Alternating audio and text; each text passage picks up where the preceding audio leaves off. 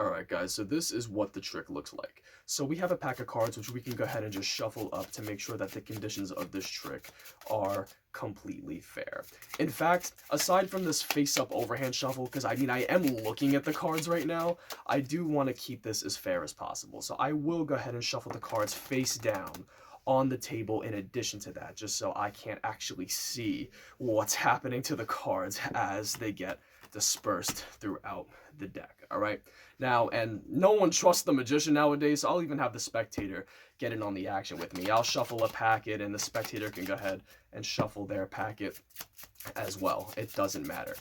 Now, I'm going to give the spectator the following instructions. They're going to go in their packet, again, just to keep this as fair as possible, and I'm going to allow them to select any card. They can cut to a card, they can spread through the cards, take a card out. However they want to do it, it doesn't matter as long as they arrive on one card, all right? So, spectator can do this, they'll go through, and let's just say for this, the spectator wants to pull out, they go for this card right here, which in this case happens to be the two of spades. Now, what's going to happen is whatever value the spectator pulls out, which in this case happens to be a 2, we're going to count down that many cards in the deck. Whatever card we arrive at, we're going to pay attention to just the values for this. Whatever value that card is, we're going to count down that many cards further into the deck. Whatever value that card is, we're going to count down that many cards further, so on and so forth. And we're going to keep going throughout this process, throughout the entire deck, until we reach an exhaust point where we can no longer count the required amount of cards. And whatever the final card that we land on is going to be very important. So just keep that in mind, all right? So for this example, we have a 2. So we're going to go 1, 2. We get a jack. Jack is worth 11. So we go 1, 2, 3, 4, 5, 6, 7, 8, 9, 10, 11. We get a 7. 1, 2, 3, 4, 5, 6, 7. We get another 7. 1, 2, 3, 4, 5, 6, 7. We get a 4. 1, 2, 3, 4. We get a 2. 1, 2. We get a 3. 1, 2, 3. We get a queen, which is worth 12. 1, 2, 3, 4, 5, 6, 7, 8, 9, 10, 11, 12. We get a 6. 1, 2, 3. Oh, okay, right there. So that's it. Our exhaust point happens to be the 6 of diamonds, because I can no longer count the required amount of cards. Now, let's think about this for a second. The deck was thoroughly shuffled. The spectator could have taken any card out to start with, randomly arriving at these cards, counting who knows how many cards at this point, and eventually, finally landing on the 6 of diamonds. What's crazy about this is, before the trick even started, I made a little bit of a prediction, and that's what this piece of paper is that's been sitting here in full view the entire time. And you're not going to believe it, but on this piece of paper, we have a perfect match, the 6 of diamonds. Now, I think we could agree, this is really cool, but this might not be magic. I mean, if we're being honest with ourselves, the odds of this working are extremely improbable, but it can still happen by a sheer coincidence. So, I want to try to remove coincidence altogether. I want to take this a step further, okay? Again, this deck was thoroughly shuffled. There's no way we could have known what cards we were going to land on, how many cards we were going to count. But we landed on this random assortment of cards here. We're going to take the sum of all of these cards that we've stopped on. So, bear with me here because my mental math skills are not the best. So we have 2 plus 11 is 13. 13 plus 7 is 20.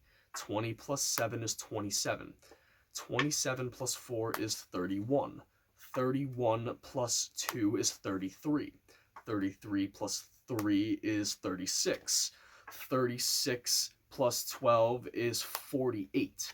And 48 plus 6 is 54. 54, right? Yes, 54. So the sum of the random cards that we've arrived at adds to 54. Check this out. I'm going to pull it up on your screen now. This is the current Billboard Hot 100. So these are the top 100 songs in I think it's the United States. It could be the world, but you get the point. Check this out. If we scroll down to the song that is in the 54th slot, you can see it is a song titled Bad Dreams by the ever so popular Teddy Swims. Inside the box, if you might be able to hear it, there's a little something in there. I have another piece of paper containing another prediction. The 6 of diamonds that could have been coincidence, even though it is extremely improbable. But there's no explanation of how I could have predicted Bad Dreams by Teddy Swims. Alright guys, let's get ready to learn this amazing trick. And the good news is, it's dead simple to perform, so it allows you to hone in on your presentation side of things, alright? So whether you're a beginner or a professional, I strongly advise adding this to your repertoire, because it's truly a strong card trick. I think it has the potential to fool a lot of magicians as well. It fooled the crap out of me. The initial 6 of diamonds prediction fooled me initially.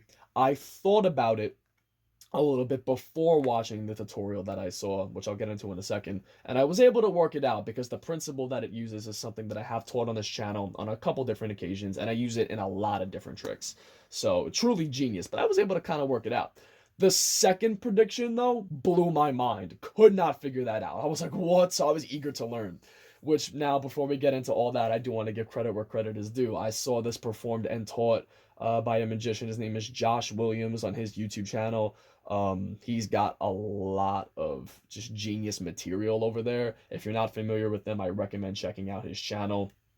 It's just a lot of insightful stuff over there, and I've learned a lot of really cool tricks over there. So shout out to you, Josh. Love what you do. Maybe we can collab sometime. I tagged you in this, so hopefully you're watching this. You know, maybe leave a comment. If you're down to collab, let me know. I'd love to join forces sometime. But anyways, let's get into the actual trick here, what you're going to need, the setup, all that good stuff. So obviously you're going to need a deck of cards. Now, a quick side note, you want to make sure the deck you're using is comprised of exactly 52 cards. If you're missing any cards, or let's say the jokers are still in the deck, or gimmick cards, the trick will not work, because this is essentially a mathematical trick. So just keep that in mind to make sure you have 52 cards, all right? Before we get into the actual setup of the deck, it's a very simple setup, nothing too sophisticated, by the way. I do want to discuss the predictions, all right? I'm going to talk about the second prediction first. So the second prediction, which is the most impossible one. What you're going to do is you're going to choose a top 100 list. And this is what's great, is the trick is extremely flexible, because I chose the Billboard Hot 100, but you can do anything you want. You can approach this from any angle. You can take this anywhere you want. Josh used like a top 100 celebrities list, but you can really use anything that you want, which is beautiful. So you can tailor this to you, or you can maybe even tailor it to your spectator. So, be creative with it. Now, the key is, whatever top 100 list you choose, your prediction is going to be the 54th item on that list. So as of the making of this video, Bad Dreams by Teddy Swims was the 54th song in the Billboard Hot 100. So that's going to be my prediction. But whatever list you choose, again, the 54th item is what you're going to predict. So I place this prediction in the box as a secret for later. I leave it there. Then we get into the very first prediction. This is going to be a playing card, and I like to have this just sit on top of the box, as you saw in the performance. Now, the card you're going to predict, pay attention, needs to be a 6. Just for the math to work out later on, you have to predict a 6. You can choose any suit you want, clubs, hearts, spades, or diamonds. It just has to be a 6. Keep that in mind. I chose diamonds because Josh used diamonds in his video, so I'm like, it's only appropriate if I follow suit. Pun completely intended. Anyways, now we have the prediction set, so let's get into the deck now. So you're going to remove your prediction card, and you're going to then remove king through ace. The suits can be jumbled, it doesn't matter. You just want them descending from king to ace. So the ace should be at the face of the packet here, not at the back. Okay, that's very, very important. So you have your king through ace. You're gonna remove this principle using this stack in like the middle of the deck has a name to it. I always forget it. It could be Gilbreth, but I also could be completely wrong. So if you do know the name of this, please let me know because I always forget what it is. But anyways, you have that stack. You're then going to take your prediction card, which will be your chosen 6, put that at the face of the packet. From there, you're going to take 3 indifferent cards, just 3 completely random cards, does not matter what these are, and you're going to place those at the face. And that is it. So that's all the setup is. Nice and simple. So just to go over it one more time, you have king descending down to ace. Suits don't matter. Your prediction card followed by 3 random cards, just like this, okay? This stack is going to go at the bottom of the deck, and then you are ready to go, all right? So you can just dive right into the trick if you like, which would start with cutting the cards approximately in half. You shuffle some of your cards, and you let the spectator shuffle some cards as well. Me, I like to give the impression that the entire deck is mixed in the beginning. Of course, you don't have to do this. This would be the only form of sleight of hand, really, or mechanics you have to pull off if you go this route, because the rest of the trick really is self-working for the most part, right? So for me in the performance, I did one of those push through false shuffles, and then this part I'll actually teach here ever so slightly, because this is one of my favorite moves in card magic. It's called the jog shuffle. What I did to maintain my stack at the bottom is I started with this overhand shuffle that looks like this. I peeled off about half the deck. It doesn't really matter how much you pull off, so long as you know that you're clearing your stack, right? I peel off a big chunk of cards. I then pull off a singular card, so I'm in jogging, just one card, just like this. And then I can shuffle the rest of the cards off as normal. So I truly am shuffling half of the deck for real with this shuffle, but I'm maintaining the other half. Once I reach this point, I push this into square up. I push up on it as well. So now I get this break, just as so. Now from here, I just shuffle off these cards as normal. And then once I get decently close to that break, I drop everything from the break in my hand. And then I take the big chunk of cards and just throw it back on top. So that essentially shuffled the top half of the deck, but kept my stack here intact at the bottom. But all in all, you don't even need to do that. You do what you see fit. You can mix up the deck, false shuffle however you want to, so long as you do not disturb your bottom stack of cards, okay? So, once you've done or not done that, whatever you want to do, you're going to break the cards about half, give half to the spectator. In fact, you can even have the spectator cut off about half the deck. Just try to hint to them. Just be, hey, cut off about half the deck for me. So we'll just cut off about half here. You're going to give them half, and you're going to casually shuffle your packet while they shuffle their packet. Obviously, these cards are just random. It's whatever. So the spectator has all the freedom in the world to shuffle these cards up as much as they want. It doesn't matter. You, on the other hand, obviously have to be conscious of your shuffling because of your stack. So what I like to do is typically after you cut, you're going to have about a 10 card leeway, maybe give or take, that you can shuffle. So what I'll do is I'll just shuffle cards off singly, maybe like 5 at a time, and I'll put them back on top. So it'll be like this. I'll just kind of go like, literally just like this. I'm just shuffling like literally the top 5 cards or whatever and just putting them back on top. So I'm once again not disturbing anything at the bottom of the pack. And of course the spectator's not going to take note of this at all because they're too busy shuffling their own packet. Now, really, that's all you have to do. The entire trick is now self-working. So let's just run through this. Watch this. This is crazy. So you're going to have the spectator now go ahead and take out any card from their packet. It doesn't matter how they do it. They're just going to pick out any card that they want. So in this case, we have the 9 of hearts. They can take these cards, shuffle them more if they want, by the way, and put them back on top of your packet, okay?